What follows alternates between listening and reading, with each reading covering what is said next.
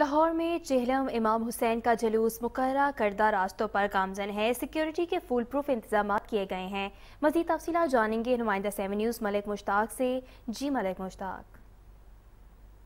जी बिल्कुल, मैं इस वक्त मौजूद हूँ करबला गामेशा मेन गेट पर। चूँकि सुबह 9 बजे के करीब चेहलम हज़रत इमाम हुसैन अलैहिस्सलाम का मरकज़ी जो जुलूस है वो अल्फशाद दरबार कश्मीरी बाज़ार से बरामद हुआ और अपने मुकर्रर रास्तों से होता हुआ करबला गामेशा की तरफ गामजन है। अभी तक जुलूस यहाँ पर नहीं पहुँचा, लेकिन अज़ादार हुसैन की एक बड़ी तादाद यहाँ पर पहुँच चुकी है जो गिरज़ारी कर रही है। यहाँ पर जंजीर जनी और मातमदारी हो रही है और जुलूस के इंतज़ार में लोग खड़े हैं। चूँकि शहर के मुख्तलिफ़ इलाकों से मोमिन और मोमिनात के बड़े बड़े जुलूस यहाँ पर पहुँचे हैं।